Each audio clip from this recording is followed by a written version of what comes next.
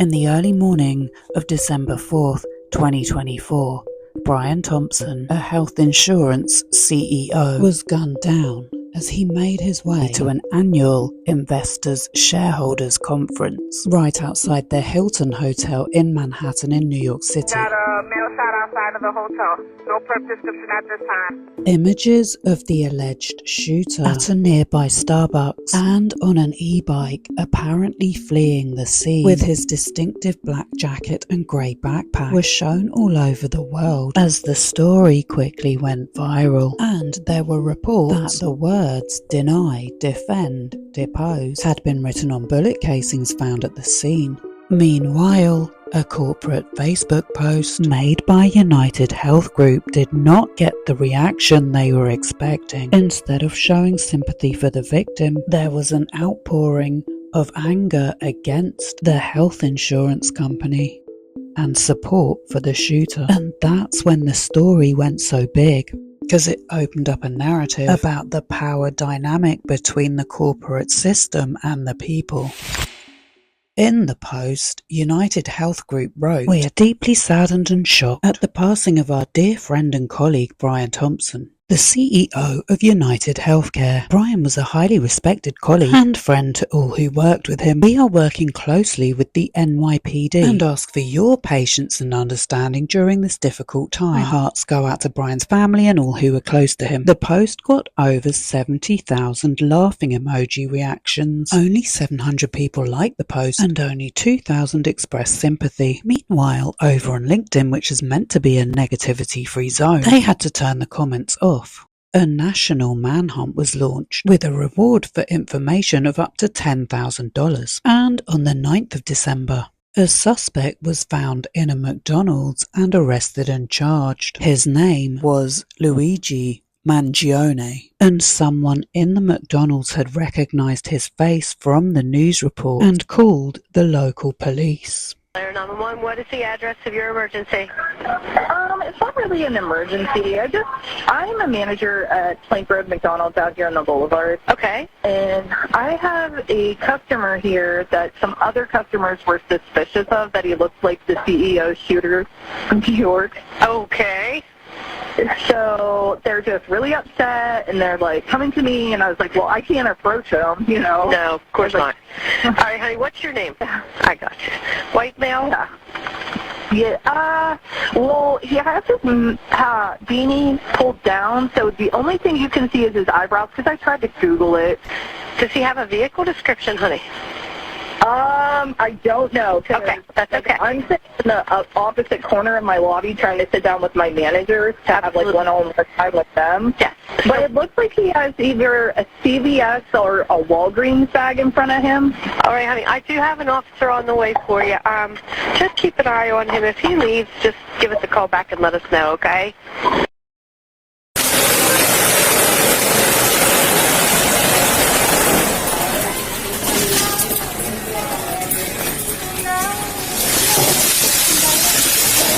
Yes, sir. How you doing? Good. Put your mask down real quick for me? Yeah, sure. Appreciate it. Thank you. Okay. What's your name? Mark. What is it? Mark. Mark? Yes, sir. Mark what? Rosario. Rosario? Someone called. They thought you were suspicious. Oh, I'm sorry. Do you have your ID on you? Yes, sir. Thanks.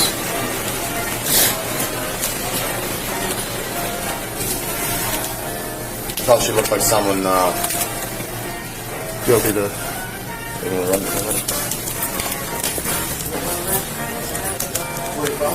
26, 27, 29 out of New Jersey.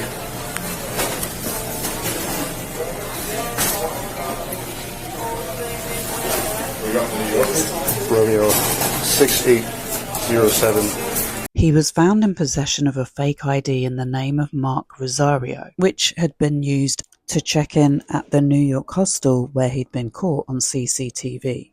As soon as his name was released to the public, the internet dug up his social media profiles before they were deleted, and very quickly he became seen as something of a vigilante hero, a heartthrob, and a meme.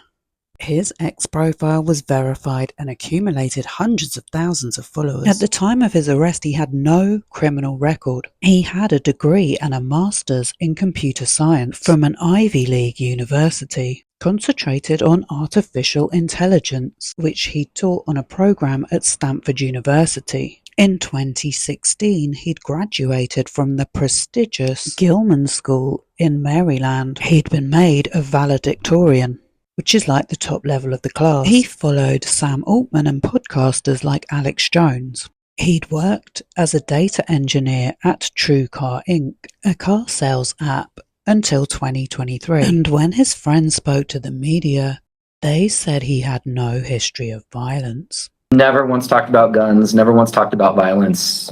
He was absolutely a not violent person, as far as I could tell. Yeah. Saw the photo with him wearing his mask. What were your thoughts? My first thoughts, well, I've had like a history just following like high profile cases. It was just interesting to me personally. When I saw the photo, like I thought it was like a 35-year-old guy. It was like, he's a good looking dude, like sharp jawline kind of thing. But I had no hindrance that it was him. I mean, in the back of my mind, I was like, I feel like that face is familiar, but it was like subconsciously, not really like on the forefront.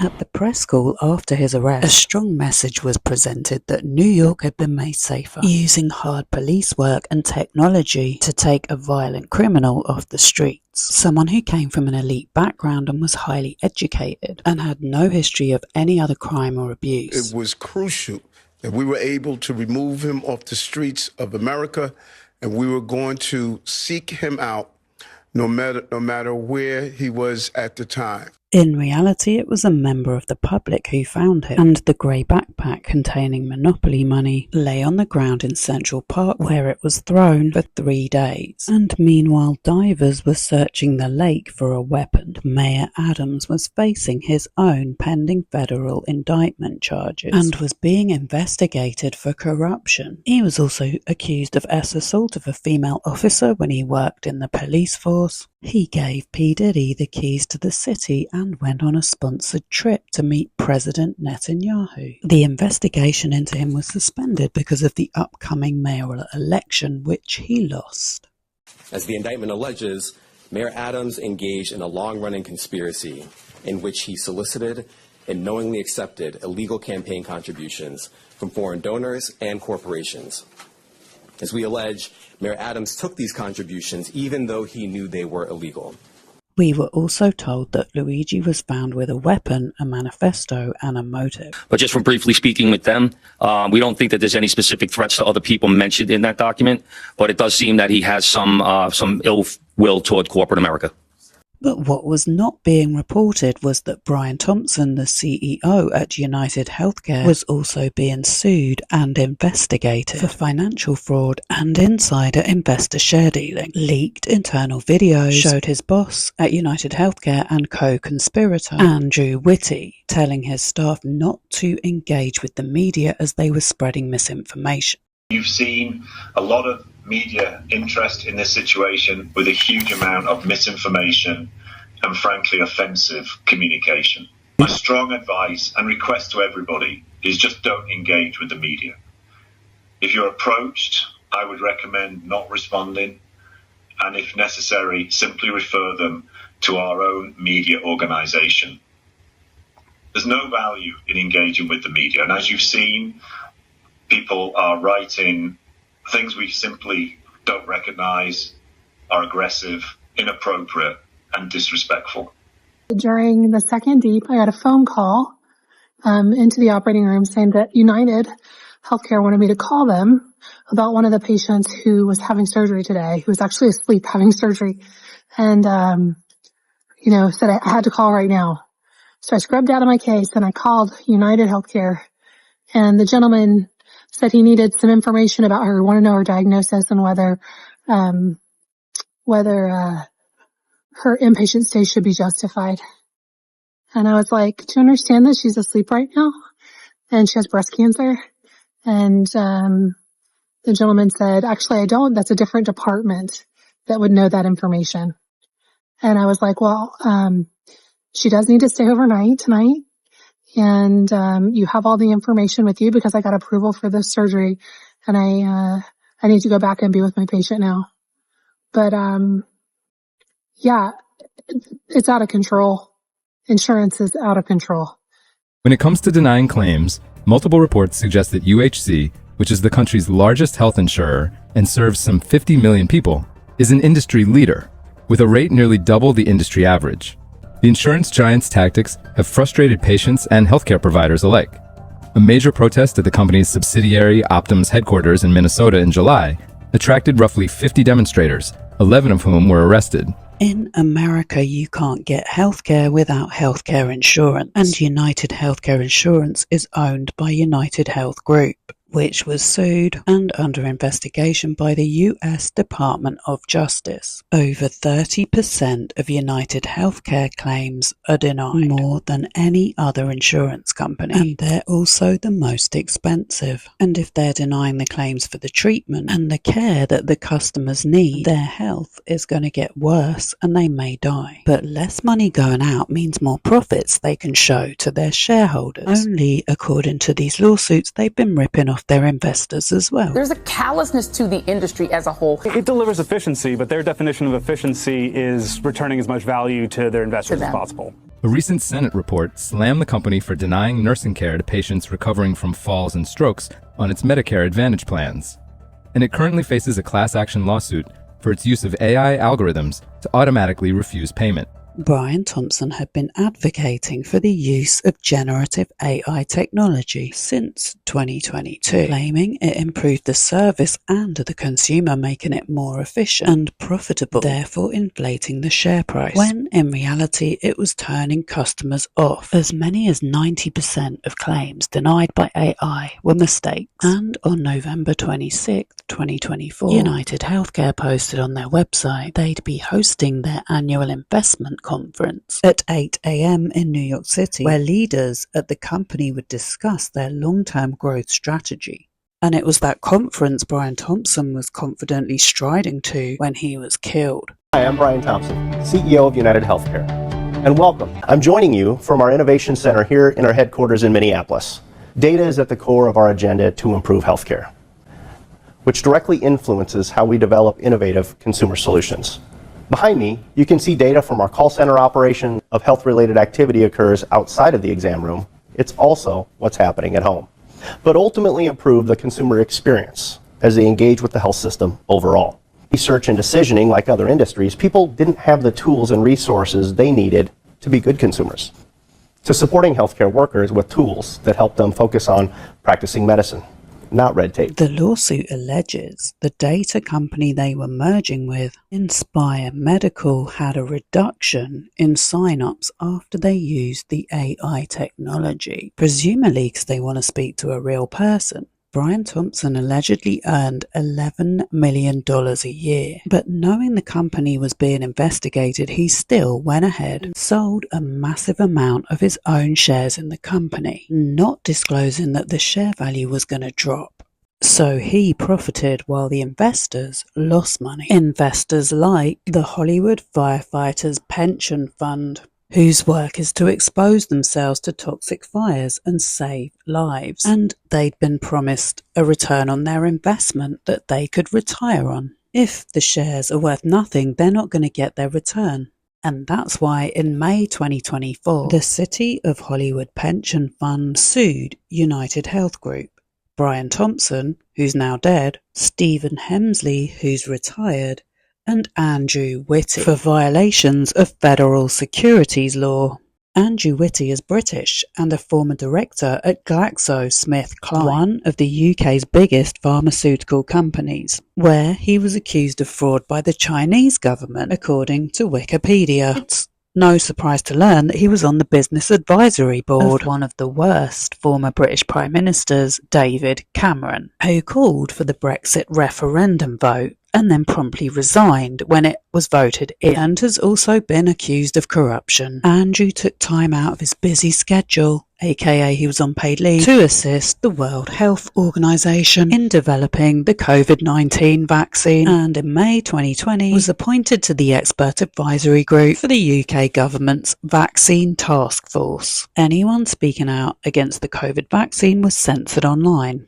Andrew was called to testify in front of US Congress senators as UnitedHealth was accused of antitrust violations and creating a monopoly over the healthcare system. The Department of Justice has started an antitrust probe into UnitedHealth. The investigation into the Minnesota-based companies involved interviews with healthcare industry officials and representatives in areas where UnitedHealth competes with other groups. The FBI called that a treasure trove of counterintelligence information for foreign intelligence sources. UnitedHealth Group has not revealed how many patients' private medical records were stolen, how many providers went without reimbursement, and how many seniors were unable to pick up their prescriptions as a result of the hack. The failures of CEOs like Mr. Whitty, who months in can't figure out how many people have had their data stolen, validates the FBI warning. In the wake of this hack, United essentially disconnected Change from the rest of the healthcare system. It took weeks for Change to get back online, leaving healthcare providers all across the country, certainly in my home state of Oregon, in a state of financial bedlam.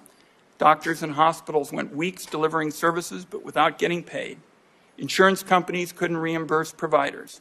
United were accused of illicitly misusing their customers' data, i.e. they did not keep their customers safe, to falsely inflate their own value and advance their own financial interests by undermining the value of and acquiring their competitors, like care giant Amadeus. The government tried to block them from buying Change Healthcare, as United buying Change Healthcare would allow them to use competitively sensitive claims data of hundreds of millions of Americans to reduce competition and innovation to the detriment of health insurance consumers. That's the exact opposite of what Brian Thompson said in his pitch, and the Department of Justice wasn't justicing. During his under oath testimony in front of US Congress, Andrew Whitty was very good at not giving a direct or transparent answer to the anti-corruption questions which are running against the clock.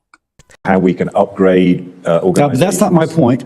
My point is the size of United become it's almost a too big to fail insurer. Because if it fails, it's going to bring down far more than it ordinarily would. I don't believe it is, because actually, despite our size, for example, we own no hospitals in America. We do not own any drug manufacturers. But don't I know that y'all own like some incredible percentage of physician practices now? We employ less than 1% of doctors in America. We contract and affiliate with a further 80,000 physicians who've... I'm out of time. Thank you. Knowing UnitedHealthcare had angered and harmed so many people and got away with it with no consequence explains the reaction to the CEO killing and why support for Luigi was so strong. In some dark corners, this killer is being hailed as a hero. Hear me on this. He is no hero. Can you give us your thoughts about that? And what do you make of the reaction around the suspected shooter? Does that tell you anything about how people I think it's a terrible thing. I think it's really terrible that some people seem to admire him, like him. And I was happy to see that it wasn't specific to this gentleman that was killed. It's just an overall sickness as opposed to a specific sickness.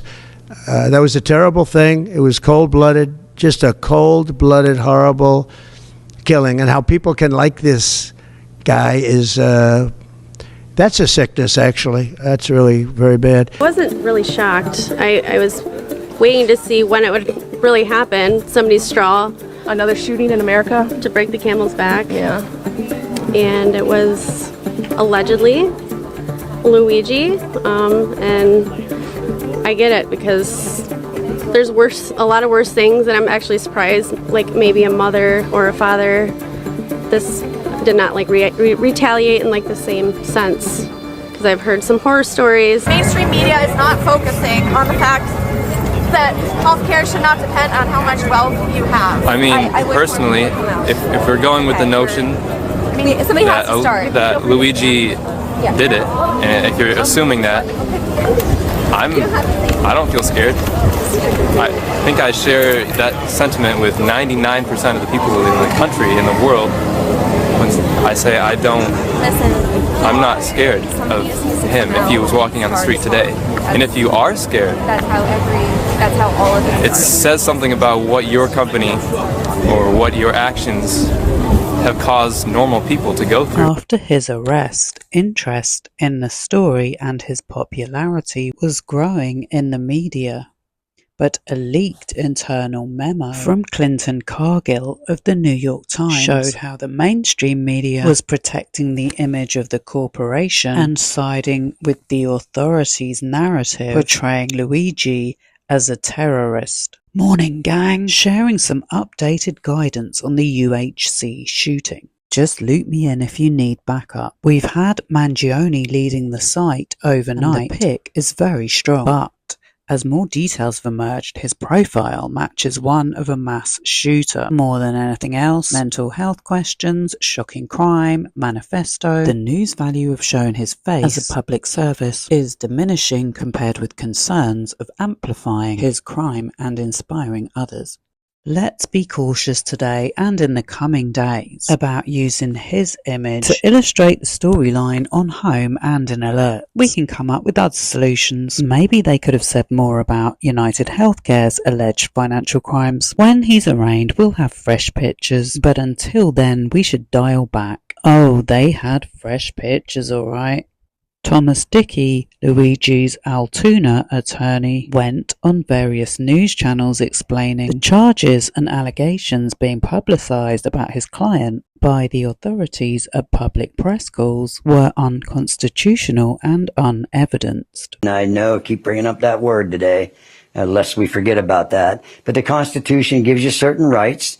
And we need to make informed decision, and the law permits and the Constitution permits that somebody in Luigi's position has the opportunity to look at evidence, make sure the government follows through a process, and that's what we're doing. So again, I've been in this case probably about 12, 14 hours, maybe whatever, give or take, and I haven't seen a speck of evidence at all. I argued today at the extradition hearing. I still haven't received details about the charges that he's facing in New York. I heard your introduction and looking into that. But so we as lawyers need to make informed decisions, and we need to get our hands and our eyes on some evidence. Are you standing by that statement that you've seen zero evidence tying Mangione to the murder?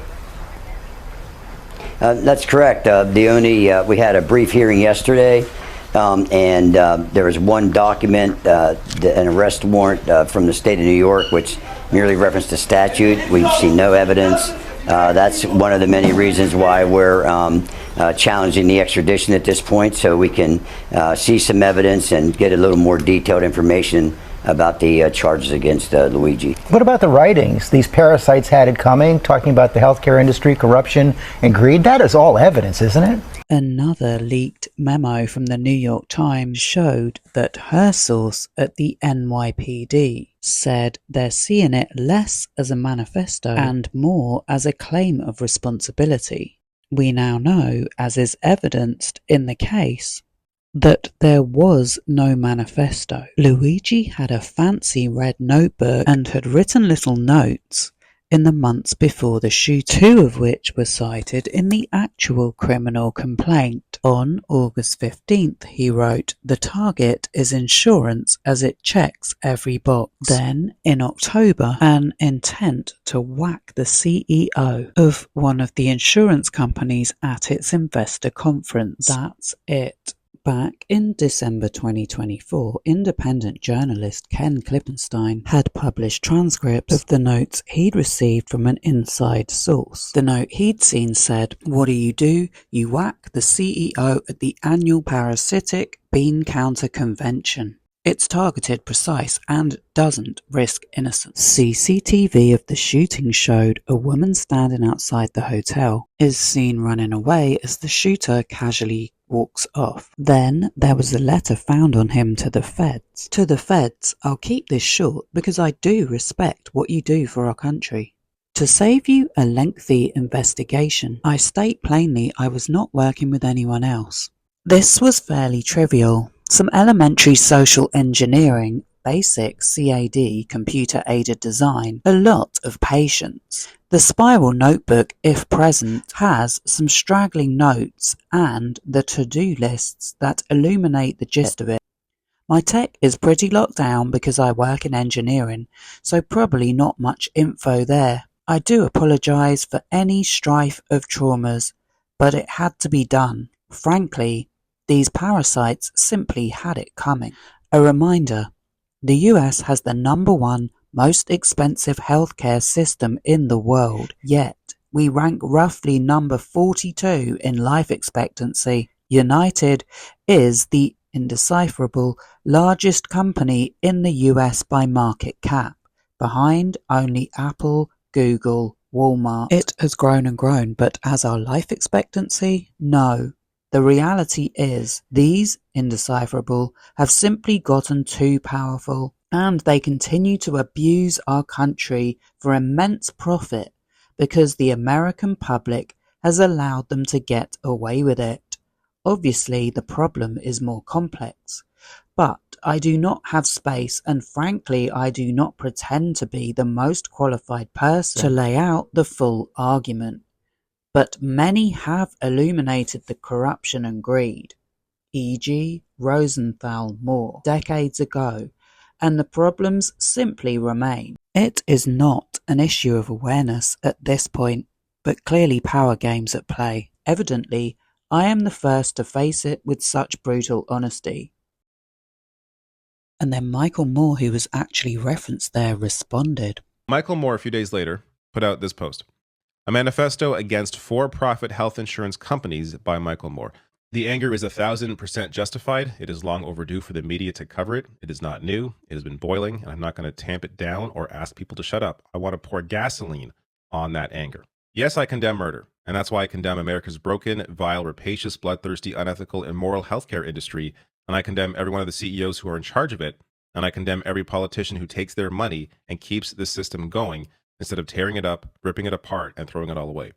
There's nothing about him respecting the feds in the criminal complaint, and only a couple of lines is quoted. The rules of evidence is there's a rule of completeness, so you have to take any writing or any document in its entirety because some things can be taken out of context. So again, these are exactly the things that I'm looking to get my hands on. I'm hoping that we can get that maybe even as early as today. But again, I really can't comment on something that I haven't seen in its totality. An image where he was being led into a courthouse on December 10th was widely distributed, where he shouted at press, "Your coverage of this event is completely out of touch," and an insult to the intelligence of the American people and their lived experience. Luigi, oh my God, that's completely out of touch, and an insult to the intelligence of the American people and lived experience. The previous day, Manhattan prosecutors had issued an arrest warrant charging Mangione with second-degree murder and 3 counts of illegal weapon possession. I've been telling people all day to use their common sense. Here's a young man who's, apparently going to be or has been charged with a very serious, one of the most serious offenses a person could be charged with. He's in prison without bail, as you previously mentioned. And so, I think common sense would say, he's concerned.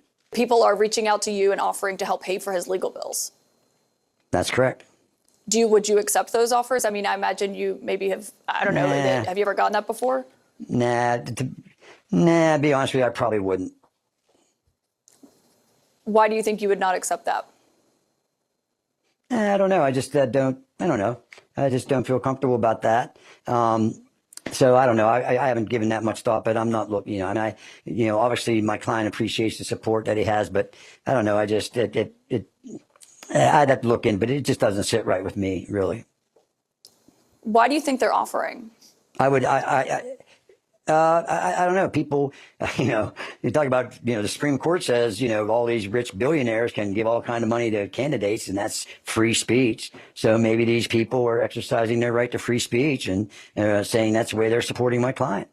Then, on 17th of December, the Manhattan District Attorney's Office indicted him on 11 New York State counts. On December 19th, he was very publicly and expensively extradited back to New York by helicopter, where he was met by a load of armed security to do a public perp walk alongside Mayor Adams like a scene out of a movie, and in a federal complaint was indicted for federal charges, making him eligible to receive the death penalty as a possible sentence. It seemed like the newly appointed Trump organization and the authorities was using the case as a public spectacle to further their own popularity and agendas, which was brought up by his newly appointed New York defense attorney Karen Agnifilo. At his arraignment in the New York Supreme Court, he was brought in chains. She argued it was compromising his right to a fair trial, and he pleaded not guilty. He was on display for everyone to see in the biggest staged perp walk I've ever seen in my career.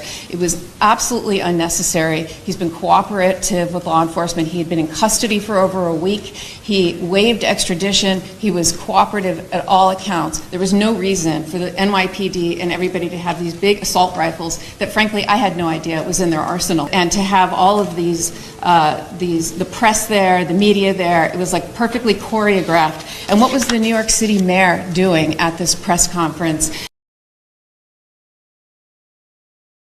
Your Honor, that just made it utterly political. And as Your Honor knows, under Lauro v. Charles, the Court of Appeals for the Second Circuit has held it to be clearly established that these staged perp walks to the media, unrelated to a legitimate law enforcement objective, is unconstitutional. And I submit there was zero law enforcement objective to do that sort of perp walk. There's absolutely no need for that whatsoever. And frankly, Your Honor, the mayor should know more than anyone about the presumption of innocence that he too is afforded when dealing with his own issues. And frankly, I submit that he was just trying to detract from those issues by making a spectacle of Mr. Mangione. I know you don't like to admit it, but I know you get on your knees and pray every night. Thank God Eric is the mayor of our city. You know that? You're able to ride your little bike safely through our city. No one is coming at you. You're able to hang out in the restaurant. You're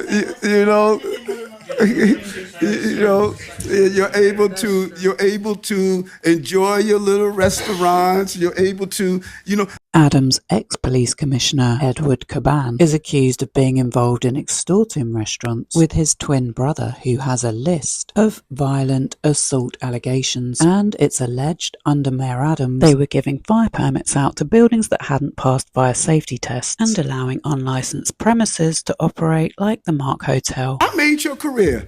You get so many first-page stories from me. You are so excited about covering me. You are so excited covering me, you don't know what to do. And there are consequences to this. He has a right to a fair trial, and I just want to put on the record statements that the mayor made publicly about my client.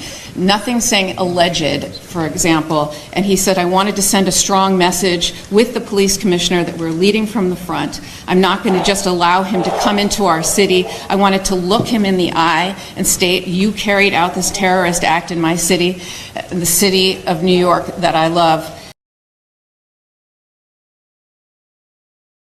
And he wanted to show symbolism. Your Honor, he's not a symbol. He's somebody who is afforded the right to a fair trial. He's innocent until proven guilty. And the mayor was talking to jurors, future potential jurors that elected him. Those are the people that elected him, that he is talking to and calling this man a terrorist. So, Your Honor, I just want to make a record of this and put everyone on notice that this has to stop. And my client is entitled to a fair trial and the presumption of innocence. And we're going to fight these charges, whether it's in the state or federal, to the fullest extent. Thank you, Your Honor. Terrorism is something designed to strike fear into the hearts of non-combatant civilians, right? The general population.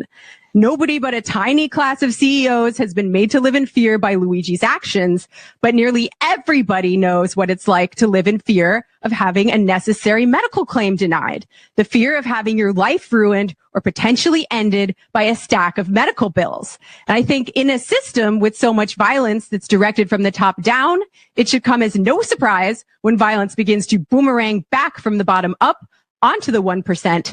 Also, I would like to remind you on the subject of terrorism, nearly 3,000 Americans lost their lives on 9/11, right? This is the largest terrorist attack this country has ever seen. An estimated 190,000 people are murdered each year by our broken healthcare system. That is the equivalent of 52 9/11s worth of deaths every year. Every single week, another 9/11 happens. So I got to ask, who is the more prolific terrorist in this equation? The new police commissioner, Jessica Tisch, the daughter of a billionaire and pro-Israel advocate, is also using Luigi's case as an opportunity for self-promotion and to go after people on social media. In the nearly 2 weeks since Mr. Thompson's killing, we have seen a shocking and appalling celebration of cold-blooded murder. Social media has erupted with praise for this cowardly attack. People ghoulishly plastered posters threatening the other CEOs, with an X over Mr. Thompson's picture, as though he was some sort of a sick trophy. And yesterday, the New York Post reported that some extreme activists were circulating a deck of cards with other most wanted CEOs to be targeted for assassination. These are the threats of a lawless, violent mob who would trade in their own vigilantism for the rule of law that protects us all.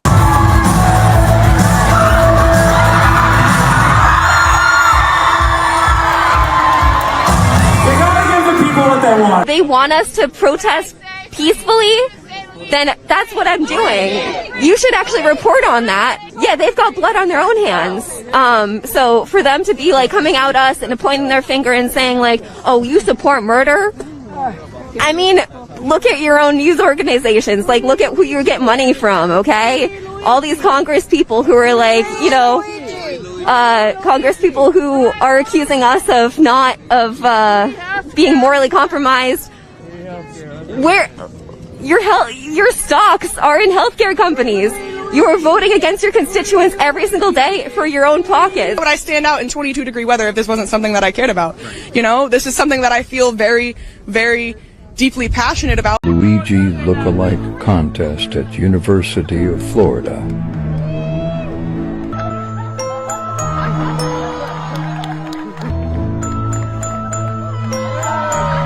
Another person donated $500 writing this: I hope this entire event leads to a rethinking of the wealthy people running this country.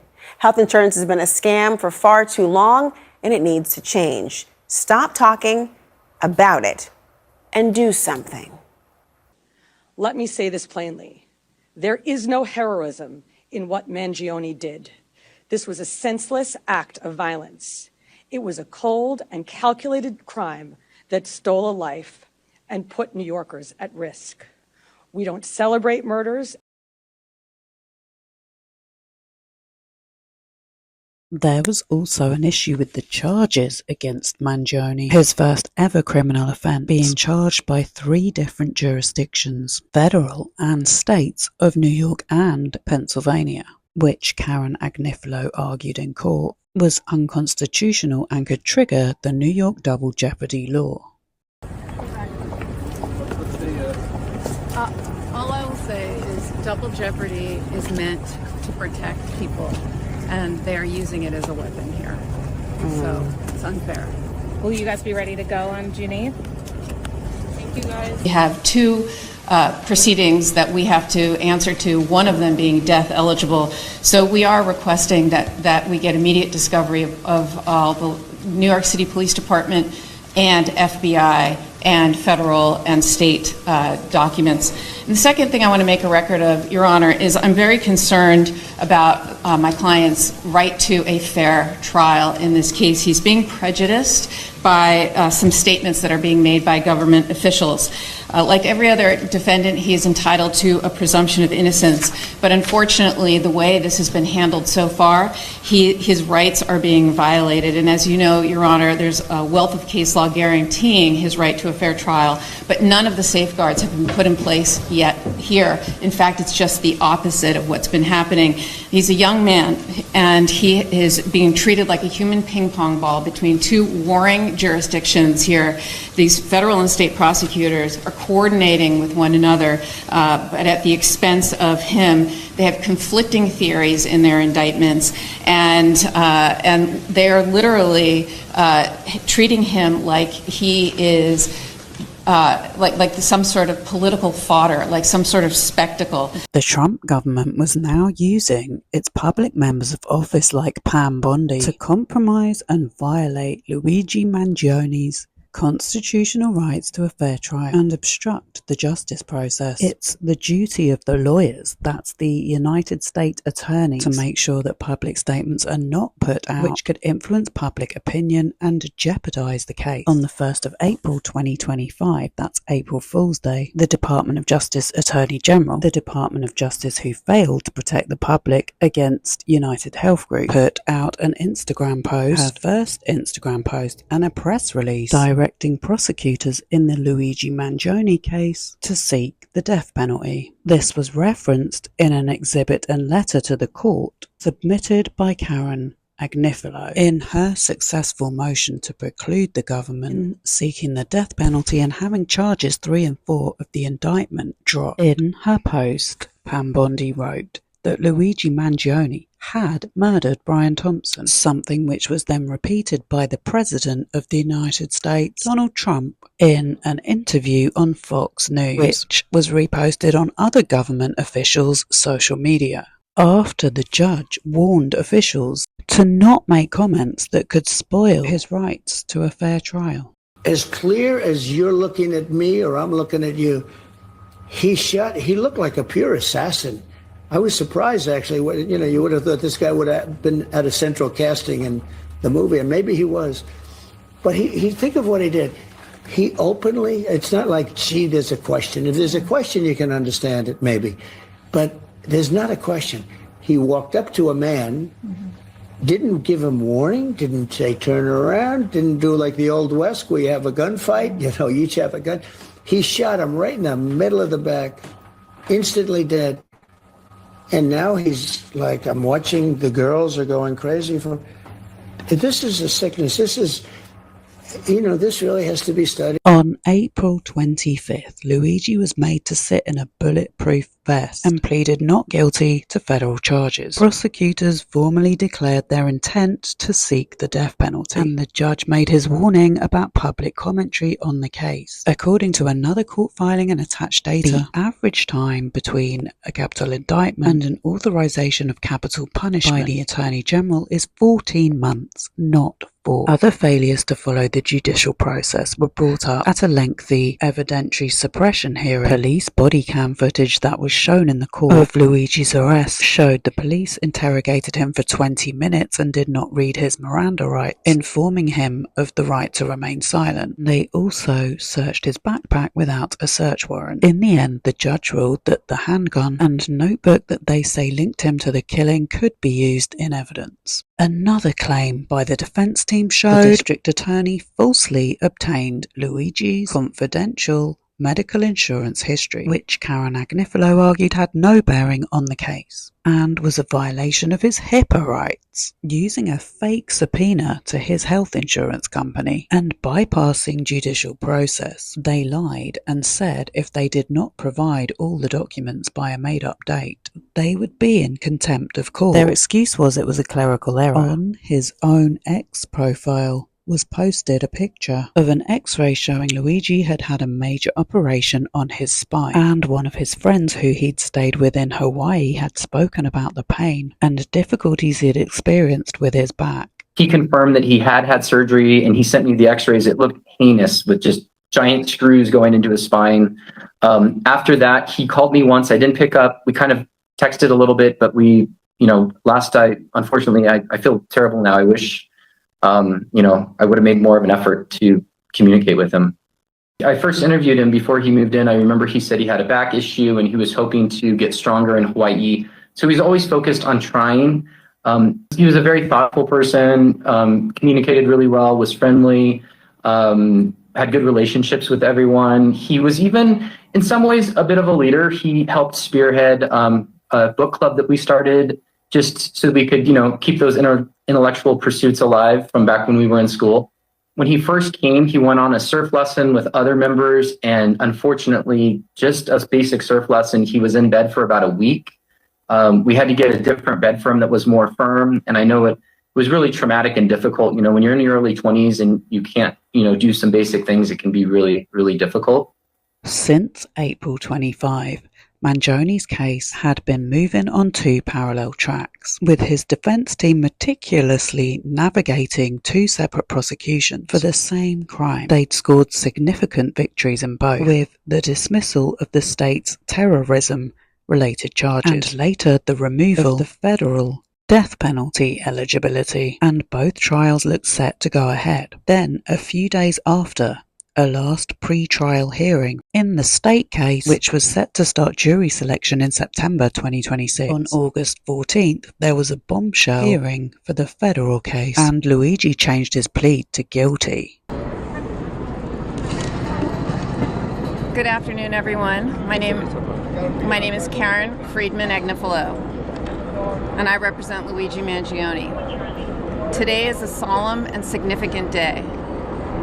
With today's guilty plea, Mr. Mangione has accepted full responsibility for the death of Brian Thompson, arising from the events of December 4th, 2024, outside of the UnitedHealthcare Investor Conference here in Midtown Manhattan. In court, which was attended by Brian Thompson's family, who shook their head at him, he confessed to the killing and explained exactly how he'd gone about it. He was asked by the judge, Judge Garnett, if he was on any medication or drug that could impact his ability to plead. He said he'd taken sleeping medication 2 days earlier and had never been treated for mental illness. He also said he had a master's degree in computer science from Penn University. It was confirmed there had been no plea deal with the government, but they had received a letter with the sentencing guide if he pled guilty.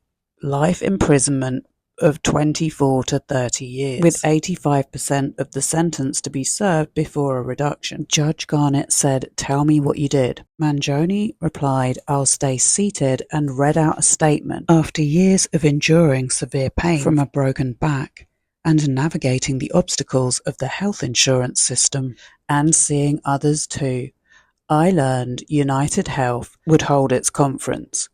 On December 4th, 2024, Judge Garnett, "I'm having trouble hearing you." Mangione went on, "I researched the event online. I observed the conference of the largest healthcare company would be attended by executives, not doctor, nurses, or patients. In November 2024, I traveled from outside of New York State to Manhattan. I then emailed UHC leadership posing as an investor, managing $58 billion in assets and requesting information about the conference. Unlike my previous interactions with insurers, I received an immediate response within an hour. I printed a gun with a 3D printer. I traveled to NY with the intent to shoot Brian Thompson. On the morning of December 4th, 2024, I shot Mr. Thompson in Manhattan and he died. When I did so, I understood that my actions would place him in fear of death or serious bodily injury. I knew what I was doing was illegal. I shot Mr. Thompson and he died. I understood he would be afraid. I knew what I was doing was illegal." It was a single tragic event, yet he's being prosecuted twice for the same conduct.